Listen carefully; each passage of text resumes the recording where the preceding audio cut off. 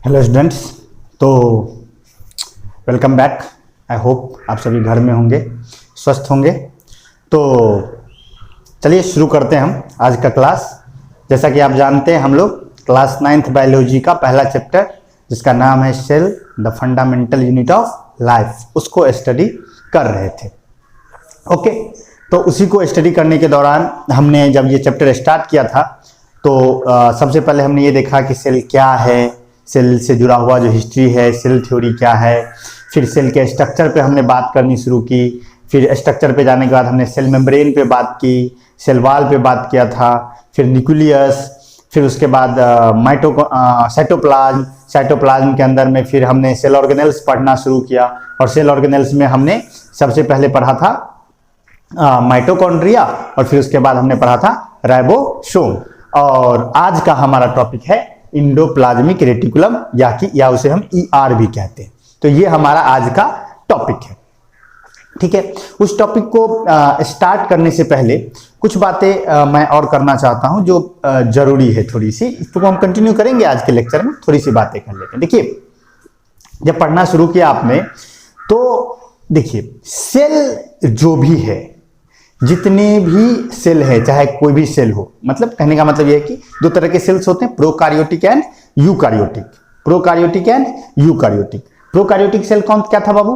Prokaryotic cell वो था जिसके पास वेल डिफाइंड न्यूक्लियस नहीं था, यानी कि जिसके पास न्यूक्लियर मेम्ब्रेन वाला न्यूक्लियस नहीं था, जिसके पास कोई भी मेम्ब्रेन बाउंड सेल ऑर्गेनेल नहीं था। आपके पास जो नोट में आपके पास मेम्ब्रेन सेल ऑर्गेनेल्स का जो लिस्ट है उसमें आपने क्या देखा कि मेम्ब्रेन है, कोई डबल मेम्ब्रेन बॉन्ड है, कोई सिंगल मेम्ब्रेन बॉन्ड है। तो जो भी मेम्ब्रेन बॉन्ड स्ट्रक्चर्स हैं वो प्रोकार्योटिक सेल्स में नहीं होते हैं।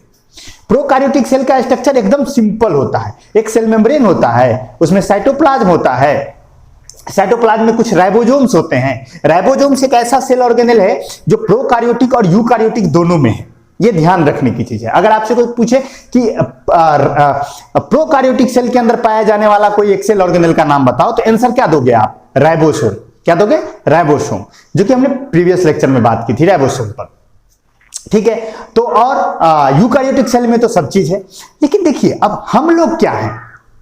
हम लोग यानी कहने का मतलब है कि ह्यूमंस क्या है? हम सब यूकार्योट्स हैं, यानी कि हमारी बॉडी के अंदर कौन से सेल है? यूकार्योटिक सेल है। तो हमारे बॉडी के अंदर यूकार्योटिक सेल है, यानी कि हमारे सेल के अंदर न्यूक्लियस भी होगा और सेल ऑर्गेनेल्स भी होंगे। बिल्कुल सही बात है। लेकिन एक चीज याद रखने की यहां है, जो कि आप जनरल ही याद रखिएगा। हमारे बॉडी के अंदर एक ऐसा सेल है जिसके अंदर ना तो न्यूक्लियस है और ना ही कोई सेल ऑर्गेनेल है। फिर से सुन लीजिए आप, मैं कह रहा हूं कि ह्यूमन बॉडी के अंदर एक ऐसा सेल है जिसके अंदर ना तो क्या है, सेल ऑर्गेनेल्स है और ना ही न्यूक्लियस है, और उस सेल का नाम है हमारा रेड ब्लड सेल। ये याद रखिएगा। कोई पूछे माइटोकॉन्ड्रिया किस सेल के अंदर नहीं है, आंसर दोगे red blood cell. Endoplasmic reticulum कहां नहीं है? Red blood cell. राइबोसोम कहां नहीं है? Red blood cell. समझ गए? यानी आरबीसी के अंदर सिर्फ आरबीसी के चारों तरफ एक सेल मेम्ब्रेन है और उसके अंदर में साइटोप्लाज्म है, और साइटोप्लाज्म के अंदर बस एक रेड पिगमेंट है जिसे हम हेमोग्लोबिन कहते हैं, जिसका काम है ऑक्सीजन को ट्रांसपोर्ट करना। बस यही है और कुछ नहीं है। ना तो न्यूक्लियस है और ना ही कोई सेल ऑर्गेनेल है, ना माइटोकॉन्ड्रिया है, ना इंडोप्लाज्मिक रेटिकुलम है, कुछ नहीं है। अब आपके दिमाग में आ रहा सर ऐसा क्यों, ऐसा यूनिक क्यों, आरबीसी के पास ऐसा यूनिक फीचर क्यों? तो आंसर ये है कि देखिए, आरबीसी का काम है ऑक्सीजन ट्रांसपोर्ट करना। यह भी याद रखने की चीज है। कई लोग ये सोच लेते हैं कि कार्बन डाइऑक्साइड ट्रांसपोर्ट करना भी आरबीसी का काम है। आपको पता है कि जब हम इनहेल करते हैं, जब हम सांस अंदर लेते हैं, तो हवा जो हमारे लंग्स में जाती है, और लंग्स से क्या किया जाता है, ऑक्सीजन को हमारे बॉडी के हर एक सेल तक पहुंचाया जाता है।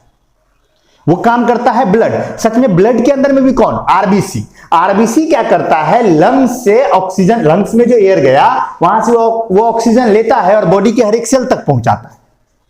और बॉडी के हर एक सेल से फिर कार्बन डाइऑक्साइड को भी तो लाना है, क्योंकि कार्बन डाइऑक्साइड को बॉडी से बाहर निकालना है ना।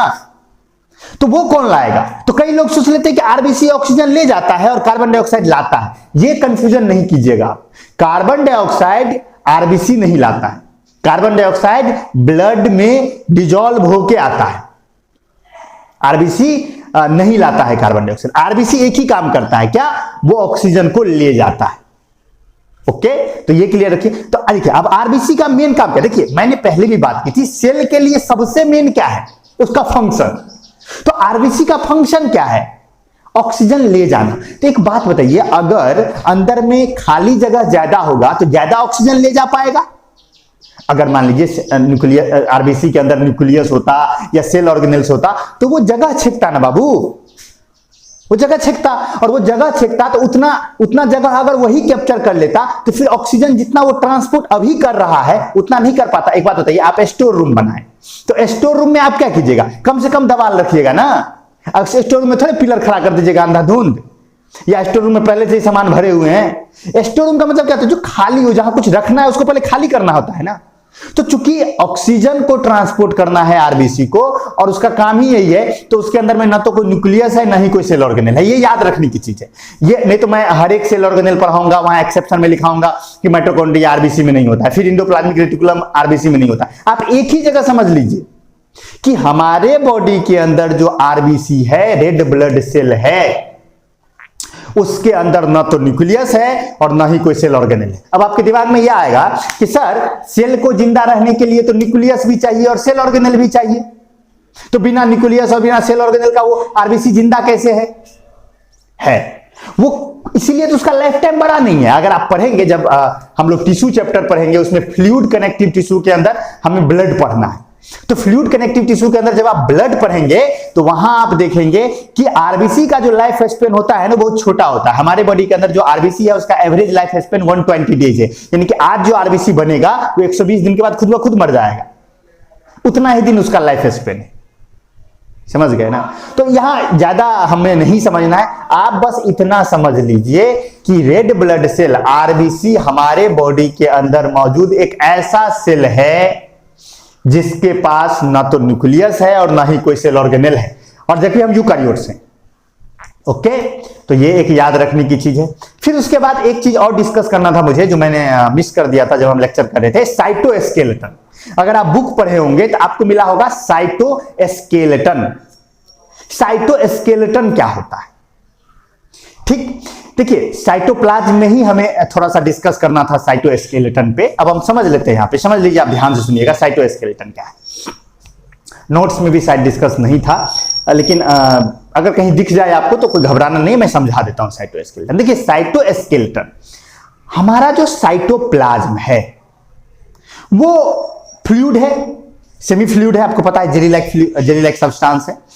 तो उस साइटोप्लाज्म के अंदर सेल मेम्ब्रेन है, सेल मेम्ब्रेन के अंदर साइटोप्लाज्म है और उसके बीच में न्यूक्लियस है और उसमें सारे सेल ऑर्गेनेल्स है। और साइटोप्लाज्म का जो फ्लूइड है वो लगातार एक ऑटोनोमिक मूवमेंट में है, मतलब लगातार वो फ्लूइड मूव कर रहा है, जिसे हम साइक्लोसिस कहते हैं। पता है आपको ये? तो उस साइटोप्लाज्म के अंदर पतले पतले थ्रेड लाइक स्ट्रक्चर्स पूरे साइटोप्लाज्म में मौजूद है। जैसे सेल मेम्ब्रेन हुआ ना, और सेल मेम्ब्रेन के बीच में न्यूक्लियस है, तो वहां से मतलब पूरे साइटोप्लाज्म के अंदर थ्रेड लाइक स्ट्रक्चर्स, यानी कि पतले पतले थ्रेड लाइक स्ट्रक्चर्स पूरे साइटोप्लाज्म में मौजूद हैं। और वो थ्रेड लाइक स्ट्रक्चर्स करते क्या है? वो सेल ऑर्गेनेल को अपने पोजीशन पर फिक्स्ड रखते हैं। मान लीजिए राइबोसोम को यहां रहना है, तो राइबोसोम को यहां रहने की, अब पूरा साइटोप्लाज्म ही अगर मूव कर रहा है तो पता चला साथ में माइटोकॉन्ड्रिया भी मूव करने लगा। नहीं, तो सारे सेल ऑर्गेनेल्स को अपने जगह पे फिक्स रखना किसका काम है? साइटोस्केलेटन का। साइटोस्केलेटन है क्या? पतले पतले थ्रेड लाइक स्ट्रक्चर्स जो पूरे साइटोप्लाज्म में फैले हुए हैं। और इसके दो काम है, पहला सेल ऑर्गेनेल्स को अपने जगह पे मेंटेन रखना, और दूसरा सेल को, नाम ही है साइटो मतलब सेल, स्केलेटन यानी कि मतलब सपोर्ट देने वाला, यानी सेल को सपोर्ट देना, यानी सेल के शेप को मेंटेन करना। समझ गए? तो cytoskeleton, fine thread like structures uniformly distributed in the cytoplasm which keep the cell organelles in their positions and give a shape to the cell या maintain the shape of the cell। Okay, तो वो हमें दो बातें discuss करनी थी। फिर हमने राइबोसोम बात की, तो राइबोसोम हमने बैक क्लास में बात किया था, और आज हम पढ़ने जा रहे हैं इंडोप्लाज्मिक रेटिकुलम। तो इतनी बातें जो मैंने अभी तक की वो कुछ मिसिंग था पहले के लेक्चर्स में, तो वो देख लीजिएगा। और यहां से हम लोग अब शुरू करते हैं आज का हमारा टॉपिक, जो कि है इंडोप्लाज्मिक रेटिकुलम, या हमसे ईआर कहते हैं। ठीक है, शुरू करते हैं। क्या है ईआर या क्या है इंडोप्लाज्मिक रेटिकुलम? देखिए, इंडोप्लाज्मिक रेटिकुलम, बस देखिए यहां लिखा हुआ है, a complex network of membrane bond structures, यानी ये मेम्ब्रेन से घिरा हुआ एक नेटवर्क है, यानी कि ये पूरे सेल में फैला होता है, एक नेटवर्क सा है, पूरे सेल में मौजूद है, मेम्ब्रेन बॉन्ड स्ट्रक्चर्स का एक नेटवर्क है, जिसे हम कहते हैं इंडोप्लाज्मिक रेटिकुलम। तो आप सिंपल वर्ड्स में याद रखिएगा, देखिए नोट में आपको दिख जाएगा, डिफाइन किया गया है, it is a complex network of membrane bond structures which runs through out the cytoplasm, यानी ये कॉम्प्लेक्स नेटवर्क है मेम्ब्रेन बॉन्ड स्ट्रक्चर का जो पूरे साइटोप्लाज्म में फैला हुआ है। ओके, एंड द नेक्स्ट, अब देखिए अगर बात करें राइबोसोम की, राइबोसोम नहीं, इंडोप्लाज्मिक रेटिकुलम की, तो इंडोप्लाज्मिक रेटिकुलम क्या है? मेम्ब्रेन बॉन्ड स्ट्रक्चर है जो पूरे साइटोप्लाज्म में फैला हुआ है। नेक्स्ट, इसके अगर हिस्ट्री की बात करें कि कैसे ये डिस्कवर हुआ, कैसे क्या, तो इसको सबसे पहले ऑब्जर्व किया गार्नियर ने। हाँ, गार्नियर, वही जिसका फेस वॉश आता है, वही सेम टू सेम स्पेलिंग भी वही है, लेकिन ये फेस वॉश नहीं है, ये साइंटिस्ट का नाम। तो इसे सबसे पहले ऑब्जर्व किया किसने? गार्नियर ने। कितने में? 1897 में। इंडोप्लाज्मिक रेटिकुलम को सबसे पहले ऑब्जर्व किया गार्नियर ने 1897 में, और उन्होंने उसे कहा इरगैस्टोप्लाज्म। क्या कहा? इरगैस्टोप्लाज्म, यानी उसका नाम उन्होंने इंडोप्लाज्मिक रेटिकुलम नहीं रखा, इरगैस्टोप्लाज्म रखा। देखिए, जैसे जब माइटोकॉन्ड्रिया डिस्कवर किया था तो अल्टमैन ने क्या कहा था? बायोप्लास्ट कहा था, बाद में ना बेंडा ने उसे माइटोकॉन्ड्रिया नाम दिया। ठीक उसी तरह इंडोप्लाज्मिक रेटिकुलम जब डिस्कवर हुआ तो वो सबसे पहले ऑब्जर्व किया गया गार्नियर के द्वारा 1897 में, और उन्होंने उसे इरगैस्टोप्लाज्म कहा। ठीक है, अब जो है उसके बाद इसको इंडिपेंडेंटली बाद में, देखिए उस समय 1897 में, तो अब आपको पता है सेल का जो स्टडी है वो धीरे धीरे एडवांस हुआ as the microscope get advanced. जैसे जैसे माइक्रोस्कोप की डिस्कवरी, माइक्रोस्कोप एडवांस होता गया, सेल के बारे में हमारी जानकारी बढ़ती गई, क्योंकि सेल एक माइक्रोस्कोपिक स्ट्रक्चर है। तो उस समय 1897 में इलेक्ट्रॉन माइक्रोस्कोप तो होगा नहीं, लाइट माइक्रोस्कोप होगा।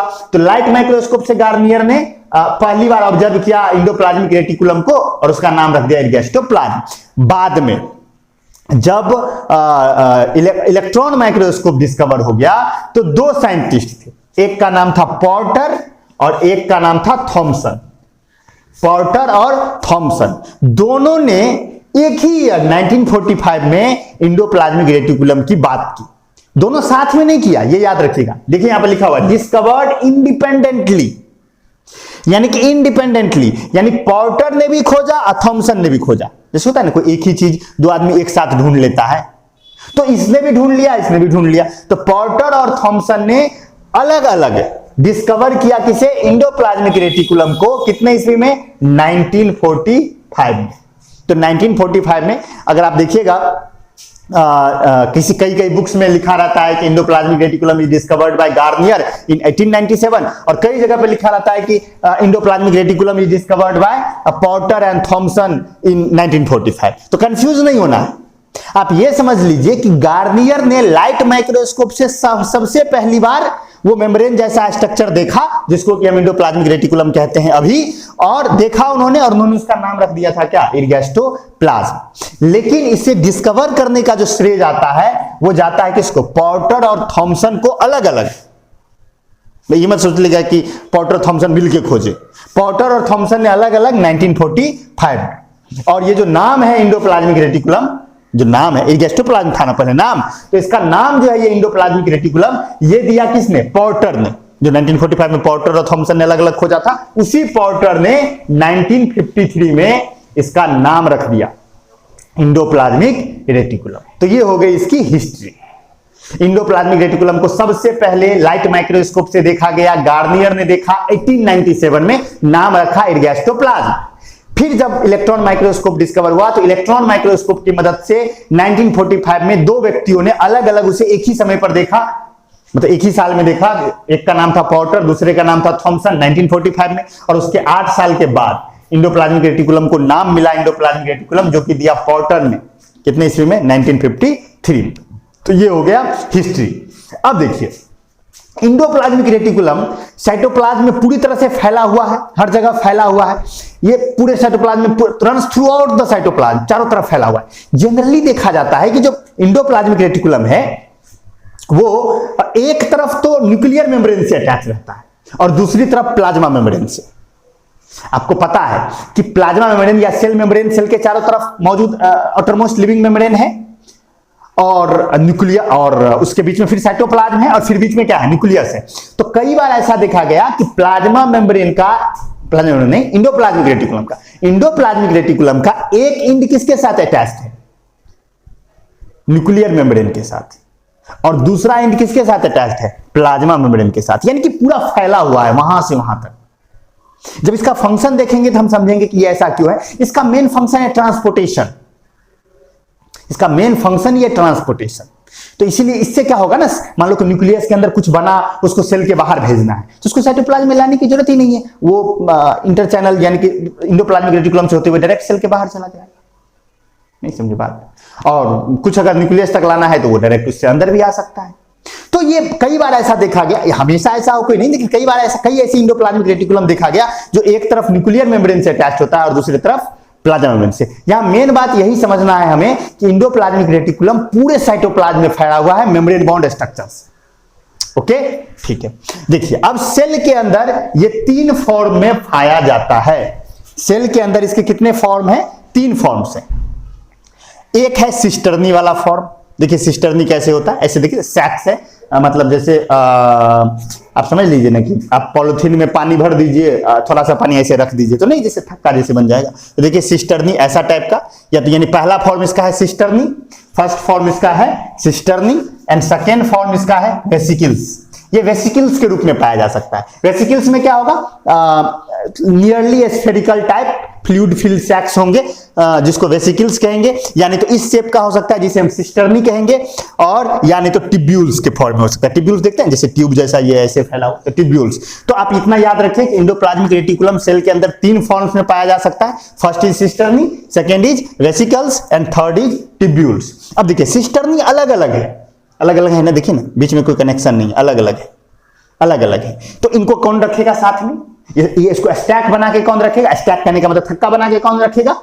तो साइटोस्केलेटन। साइटोस्केलेटन सबको बांध के रखेगा। ओके, तो सबको बांध के रखेगा, एक जगह पर मेंटेन रखेगा। इसको सिस्टर्नी कहते हैं। तो cisternae, vesicles and tubules are the 3 forms of endoplasmic reticulum. Okay, ठीक है। अब इंडोप्लाज्मिक रेटिकुलम, ये 3 फॉर्म समझ में आ गया आपको? आ गए होंगे, आई होप। ज्यादा इस पर नहीं जाना है कि सिस्टर्नी क्या है, वेसिकल्स क्या है, टिब्यूल्स क्या है, वो जितना जानना नहीं है। अब बस इतना जानिए कि सेल के अंदर इंडोप्लाज्मिक रेटिकुलम 3 फॉर्म में पाया जाता है। First is cisternae, second is vesicles, and third is tubules. Shape याद रखिए, कैसे याद रहेगा? एकदम वेसिकल्स एकदम सिंपल तो है, टिब्यूल्स सिस्टर्नी। ठीक है, तो इंडोप्लाज्मिक रेटिकुलम सेल के अंदर 2 फॉर्म्स में पाया जाता है। First is rough endoplasmic reticulum and second is smooth endoplasmic reticulum. ये 2 टाइप्स हैं किसके? इंडोप्लाज्मिक रेटिकुलम के। अगर आप बात करें RER की, यानी कि रफ इंडोप्लाज्मिक रेटिकुलम की, तो रफ इंडोप्लाज्मिक रेटिकुलम में ER होता है और प्लस राइबोसोम होता है। राइबोसोम होता है, यहां ध्यान देने की बात है। यही अंतर है दोनों में। देखिए इंडोप्लाज्मिक रेटिकुलम तो ऑलरेडी है membrane bound structure.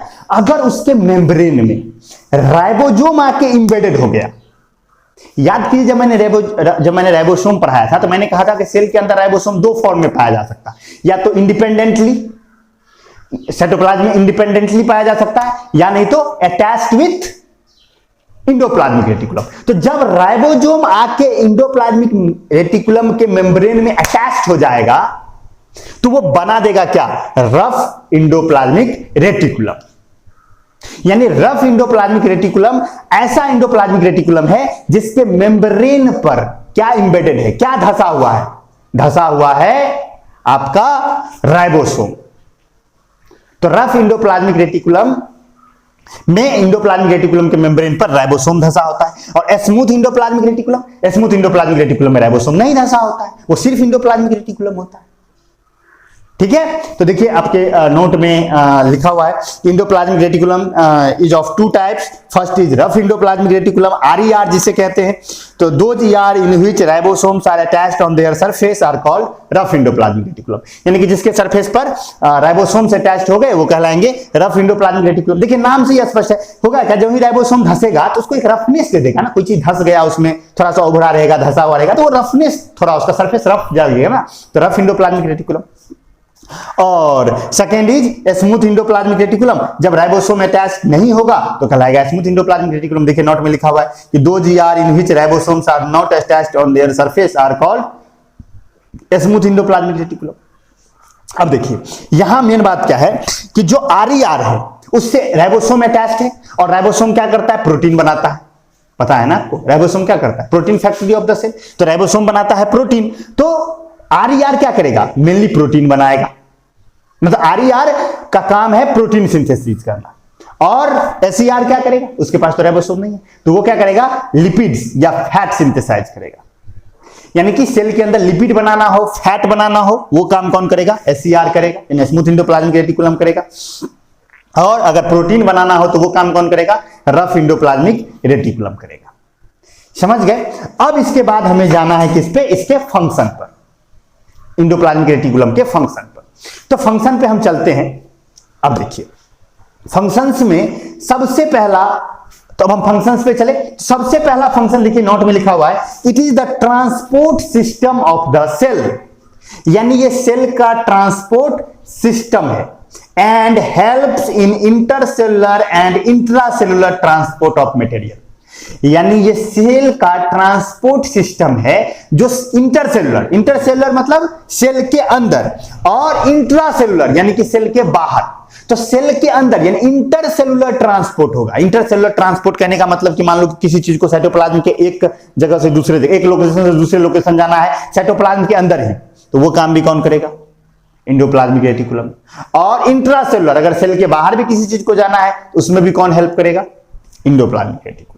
Endoplasmic reticulum is the transport system of the cell. अब देखिए ये पूरा का पूरा साइटोप्लाज्म में फैला हुआ है, और पूरा का पूरा मेम्ब्रेन बाउंड स्ट्रक्चर है। तो इसके पास क्या होंगे, मेम्ब्रेन्स होंगे। तो इसके पास मेम्ब्रेन जो होगा तो क्या करेगा, खाली जगह मिलेगा। तो कोई भी रिएक्शन होने के लिए क्या चाहिए, सरफेस चाहिए। जिस सरफेस पे कोई काम हो सकता है तो रिएक्शंस होने के लिए क्या चाहिए, एक सरफेस चाहिए। तो इसका जो सरफेस एरिया है किसका, इंडोप्लाज्मिक रेटिकुलम का, इंडोप्लाज्मिक रेटिकुलम का जो सरफेस एरिया होगा वो बहुत से मेटाबॉलिक रिएक्शंस को होने के लिए साइट देगा, जगह देगा। देखिए सेकंड फंक्शन में लिखा हुआ है, it provide large surface area to perform various metabolic reactions, यानी बहुत से मेटाबॉलिक रिएक्शंस हैं जो कहां होते हैं। आपको पता है ना, जब हम साइटोप्लाज्म पढ़ रहे थे तो मैंने बताया था कि जितने भी मेन मेटाबॉलिक रिएक्शंस हैं या बायोकेमिकल रिएक्शंस हैं वो कहां परफॉर्म होते हैं, साइटोप्लाज्म के अंदर। तो साइटोप्लाज्म के अंदर कहां परफॉर्म होंगे, तो इंडोप्लाज्मिक रेटिकुलम के सरफेस पर। तो इसका जो लार्ज सरफेस एरिया है वो मेटाबॉलिक रिएक्शंस होने के लिए साइट प्रोवाइड करेगा। ठीक, इसके बाद देखिए सेकंड लिखा है कि smooth endoplasmic reticulum synthesize lipids, हमने तुरंत बात की। स्मूथ इंडोप्लाज्मिक रेटिकुलम क्या करता है, लिपिड सिंथेसाइज करता है। एंड नेक्स्ट फंक्शन हो जाएगा rough endoplasmic reticulum synthesize proteins. और प्रोटीन किससे बनाएगा, एमिनो एसिड से। राइबोसोम जो प्रोटीन बनाता है वो किससे बनाता है, एमिनो एसिड से। प्रोटीन का बिल्डिंग ब्लॉक क्या है, एमिनो एसिड्स ना, तो एमिनो एसिड से प्रोटीन बनाता है। तो आरईआर बनाएगा प्रोटीन्स और एसईआर बनाएगा लिपिड्स। अब देखिए ये लिखा है कि smooth endoplasmic reticulum is also involve in detoxification, यानी कि सेल के अंदर कोई टॉक्सिक सब्सटेंस आया तो उसे सेल से बाहर निकालने का या उसे सेल से खत्म करने का काम कौन उठाएगा, एसईआर। तो एसईआर जो है वो डिटॉक्सिफिकेशन में भी काम आता है। डिटॉक्सिफिकेशन हम डिटेल्स में पढ़ेंगे जब हम गोल्गी बॉडी पढ़ेंगे, जो कि हमारा नेक्स्ट टॉपिक है। तो गोल्गी बॉडी में डिटॉक्सिफिकेशन पे डिटेल्स चर्चा होगी। तो एसईआर भी डिटॉक्सिफिकेशन में इन्वॉल्व होता है और गोल्गी बॉडी भी इन्वॉल्व होता है।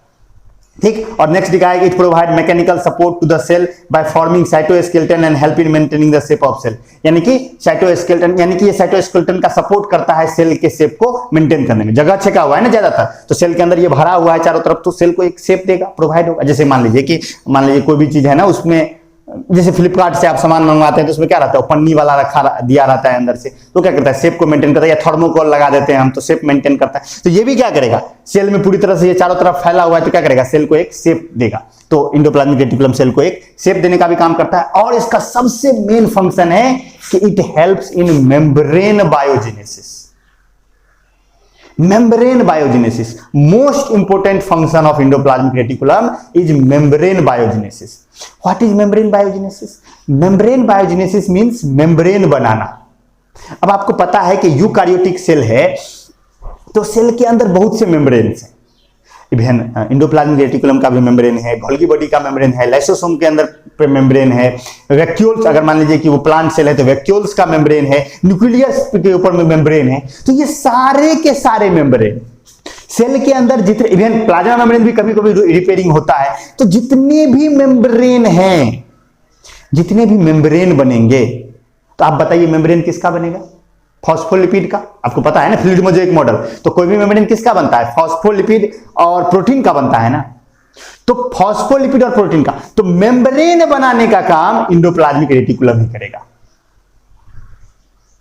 मेम्ब्रेन बनाने का काम कौन करेगा, इंडोप्लाज्मिक रेटिकुलम ही करेगा। कोई भी मेम्ब्रेन, सेल के अंदर कोई नया मेम्ब्रेन बनाना है, या कोई मेम्ब्रेन मान लीजिए कि रिपेयर करना है, कोई मेम्ब्रेन में टूट फूट हो गया उसे रिपेयर करना है, तो मेम्ब्रेन बनाने का काम यानी मेम्ब्रेन बायोजेनेसिस का काम पूरी तरह से किसका है, इंडोप्लाज्मिक रेटिकुलम का। वो साथ में गोल्गी बॉडी भी इसके साथ काम करता है। यानी कि मेम्ब्रेन बायोजेनेसिस के प्रोसेस में दो सेल ऑर्गेनेल्स इन्वॉल्व होते हैं, endoplasmic reticulum and Golgi body.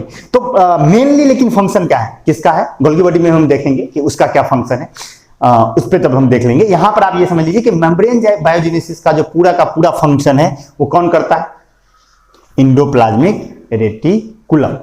Endoplasmic reticulum is involved in membrane biogenesis. और आप समझ गए होंगे मेम्ब्रेन बायोजेनेसिस क्या है, मेम्ब्रेन बनाना या मेम्ब्रेन को रिपेयर करना। जो भी मेम्ब्रेन सेल के अंदर, चाहे न्यूक्लियस का मेम्ब्रेन हो, सेल मेम्ब्रेन हो, या लाइसोसोम का मेम्ब्रेन हो, या कोई भी मेम्ब्रेन, उस सारे मेम्ब्रेन्स बनाना इंडोप्लाज्मिक रेटिकुलम का काम है। ये सबसे इंपॉर्टेंट फंक्शन है किसका, इंडोप्लाज्मिक रेटिकुलम का।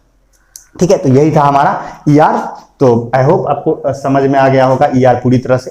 अगर कोई डाउट है तो आप पूछ सकते हैं, जो कि आपका व्हाट्सएप चैनल है आपका डॉट डेस्क वाला, उसका लिंक भी जो बच्चे नहीं ज्वाइन किए होंगे वो ग्रुप जो व्हाट्सएप पे था, जो व्हाट्सएप पे अवेलेबल है आपके प्रॉब्लम्स को शेयर करने के लिए या प्रॉब्लम को डील करने के लिए, उसका लिंक डिस्क्रिप्शन में मैं आज डाल दूंगा। तो उसको आप क्लिक करके व्हाट्सएप से वो ज्वाइन कर लीजिएगा। तो क्या होगा ना कि सारे प्रॉब्लम्स, अगर एक होता क्या है कि आप सभी अलग अलग प्रॉब्लम्स पूछते हैं, तो इससे क्या होता है कि आंसर देने में तो कोई दिक्कत नहीं, अलग अलग भी सबको आंसर दे सकते हैं। लेकिन उससे क्या होता है कि मान लीजिए एक डाउट है, किसी बच्चे के मन में वो डाउट नहीं आया, किसी के मन में आया, तो जैसे क्लास में होता है कि एक जगह डाउट पूछा जाता है तो सबको समझ में आ जाता है कि अच्छा ये भी क्वेश्चन बन सकता है, तो सबको समझ में आएगा। तो वो आप ग्रुप ज्वाइन कर लीजिए और डाउट्स आप कोशिश कीजिए कि ग्रुप में ही पूछे, तो उससे क्या होगा, बेटर रहेगा। वैसे आप इंडिविजुअली भी पूछ सकते हैं, कोई दिक्कत नहीं है, लेकिन अगर आप ग्रुप में पूछेंगे तो बेटर रहेगा। तो आई होप आपको समझ में आया होगा इंडोप्लाज्मिक रेटिकुलम। कोई ज्यादा भयंकर था नहीं। अगर बेसिक में अगर मैं एक बार रिवाइज करवा दूं कि क्या है इंडोप्लाज्मिक रेटिकुलम, तो complex network of membrane bond structure सबसे पहले गार्नियर ने ऑब्जर्व किया लाइट माइक्रोस्कोप से 1897 में, पॉर्टर थॉमसन ने इंडिपेंडेंटली डिस्कवर किया 1945 में, नेम दिया पॉर्टर ने 1953 में। ये 3 फॉर्म में पाया जाता है, सिस्टर्नी, वेसिकल्स और ट्यूब्यूल्स। 2 टाइप का होता है, smooth endoplasmic reticulum, rough endoplasmic reticulum. Rough endoplasmic reticulum के सरफेस पर राइबोसोम इम्बेडेड होता है, स्मूथ इंडोप्लाज्मिक रेटिकुलम पर राइबोसोम इम्बेडेड नहीं होता है, बस सिंपल। और उसके बाद अगर बात करें इसके फंक्शन की, तो ट्रांसपोर्ट चैनल की तरह काम करता है, एसईआर लिपिड सिंथेसाइज करता है, rough endoplasmic reticulum protein synthesize करता है। फिर इसके बाद ये इंटरसेलुलर और इंट्रासेलुलर ट्रांसपोर्टेशन में मदद करता है, यानी किसी चीज को एक जगह से दूसरी जगह जाना हो तो उसमें ये हेल्प करता है। और इसके बाद अगर देखें तो मेम्ब्रेन बायोजेनेसिस का जो मोस्ट इंपोर्टेंट फंक्शन था वो था मेम्ब्रेन बायोजेनेसिस, यानी कि सेल के अंदर जो भी मेम्ब्रेन का फॉर्मेशन होगा। मान लीजिए सेल जब डिवाइड होने लगता है, जब सेल डिवाइड होने लगता है तो एक सेल के अंदर में 2 न्यूक्लियस बनते हैं। सेल डिवीजन हम पढ़ाएंगे लास्ट में। तो सेल जब डिवाइड करने रहता है तो अब एक सेल से 2 सेल बनेगा। सेल डिवाइड का मतलब क्या है, एक सेल से 2 सेल बनेगा। तो एक सेल से 2 सेल बनने से पहले सबसे पहले क्या होगा, सबसे पहले तो न्यूक्लियस को बांटना पड़ेगा ना, 2 न्यूक्लियस करना पड़ेगा, तब ना फिर 2 सेल बनेगा। तो नया न्यूक्लियस बनेगा, तो फिर न्यूक्लियस का मेम्ब्रेन, यानी कि जो भी कुछ नया मेम्ब्रेन बनाने का काम पूरी तरह से किसके ऊपर, इंडोप्लाज्मिक रेटिकुलम के ऊपर। और उसके साथ कौन देता है, गोल्गी बॉडी। मतलब मेम्ब्रेन बायोजेनेसिस में 2 सेल ऑर्गेनेल इन्वॉल्व है। फर्स्ट इज इंडोप्लाज्मिक रेटिकुलम देखिए रॉ मटेरियल बनाने का काम कौन करेगा, रॉ मटेरियल जो भी है वो बनाने का काम करेगा ईआर। और फिर उसमें जैसे मान लीजिए कि देखिए अब मैं समझा ही देता हूं, मेम्ब्रेन बायोसिंथेसिस पे थोड़ी बात कर ही लेते हैं। अब जैसे देखिए जब मेम्ब्रेन बनाना है तो उसमें लिपिड लगेगा, लेकिन जनरल लिपिड तो नहीं लगेगा, उसमें फॉस्फोलिपिड लगेगा ना, लगेगा कि नहीं लगेगा, फॉस्फोलिपिड लगेगा। तो अब लिपिड में क्या करना है, फॉस्फेट आयन अटैच करना है, तो वो फॉस्फेट आयन अटैच कौन करेगा, गोल्गी बॉडी। समझ गए? तो मतलब गोल्गी बॉडी का काम ही, नेक्स्ट हम पढ़ने वाले हैं गोल्गी बॉडी, लेकिन आप सुन लीजिए गोल्गी बॉडी का काम ही है क्या चीज ना, सिंपल स्ट्रक्चर को कंप्लेक्स बनाना। सिंपल स्ट्रक्चर को कंप्लेक्स बनाना किसका काम है, गोल्गी बॉडी का। तो आप गोल्गी बॉडी भी इसमें इन्वॉल्व होता है मेम्ब्रेन बायोजेनेसिस में, वो कंप्लेक्सिटी बनाने के लिए, लेकिन मेनली रॉ मटेरियल्स बनाने का काम किसके ऊपर है, एंडोप्लाज्मिक रेटिकुलम के ऊपर। तो आई होप आपको पूरा का पूरा एंडोप्लाज्मिक रेटिकुलम समझ में आया होगा। अगर आपको कोई दिक्कत हो तो डाउट्स पूछिए या आप इसको रिवाइंड करके देख लीजिए। नेक्स्ट टॉपिक हम करेंगे Golgi body. Okay, thank you, see you soon, bye bye.